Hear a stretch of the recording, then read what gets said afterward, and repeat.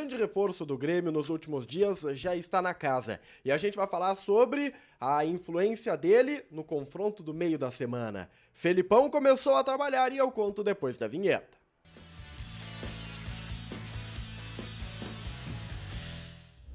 Salve galera, tudo certo com vocês? Chegando aqui numa dupla para destacarmos o Grêmio.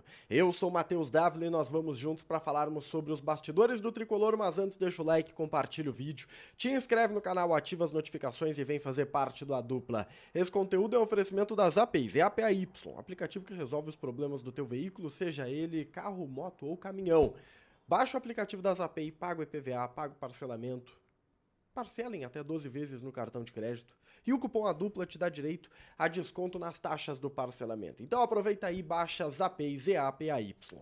Gente, eu preciso falar com vocês sobre Felipão, porque ele foi anunciado no final da última semana e já está trabalhando.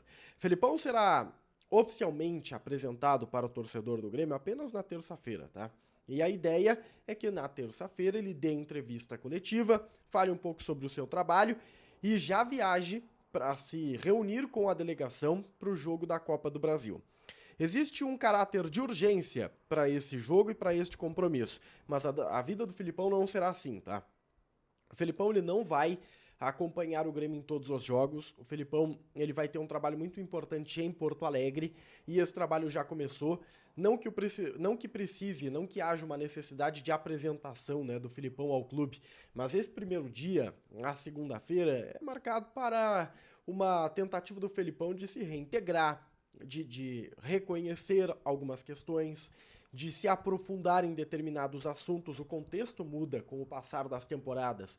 Aquilo que o Felipão conhece do Grêmio fica para trás. O Felipão conhece as pessoas, conhece a torcida, mas os atuais problemas precisam ser estudados. E é desta maneira que ele inicia o seu trabalho em Porto Alegre. É avaliando, é fazendo os seus estudos, conversando com pessoas e a partir da terça-feira aí sim se aprofundando mais e tomando as suas primeiras ações. O Felipão vai ter um papel muito importante que é a unificação do grupo profissional com a base. É ser esse elo entre as duas pontas para auxiliar o técnico Mano Menezes. E ele conseguiu aquilo que desejava, que era a autonomia. Lembram que enquanto ele negociava, nós trouxemos a informação de que o Felipão colocava uma autonomia total como uma condição para assumir o cargo. O Felipão ele quer ser o cara responsável pelos movimentos de mercado do Grêmio, por exemplo, pela possibilidade de dispensar jogadores. Quando em 2021 ele pediu a dispensa de determinados líderes do vestiário, a direção não deu. E lá naquele momento estava Rafinha, estava o Diego Souza, tinha alguns caras que o Felipão não batia, que o Felipão achava que faziam mal pro vestiário. E a direção mandou segurar, o Grêmio acabou sendo rebaixado, o Felipão acabou sendo demitido, e ele guardou aquilo com ele, dizendo, olha, se tivéssemos feito a cirurgia naquele momento, a história seria diferente. Nessa vez, quando procurado foi, ele deixou isso claro. Eu quero ter autonomia. E ele terá esta autonomia, tá? Se ele achar que precisa cortar alguma cabeça, ele vai ter autorização para isso. E a chegada do Felipão dá um ar um pouco mais profissional ao departamento de futebol do Grêmio. Porque antes as decisões estavam centradas nas figuras do vice de futebol e do diretor de futebol, ou seja, do Rossato e do Guto Peixoto. Esses dois personagens tinham os poderes de contratar, de vetar, de sugerir. Agora, eles também têm o poder, mas eles são muito mais políticos do que executores, né? O Luiz Wagner Vivian antes era o único profissional assim mais forte de palavra. Agora não, agora tem o Felipão, que é, digamos assim, o topo desta cadeia alimentar do departamento de futebol.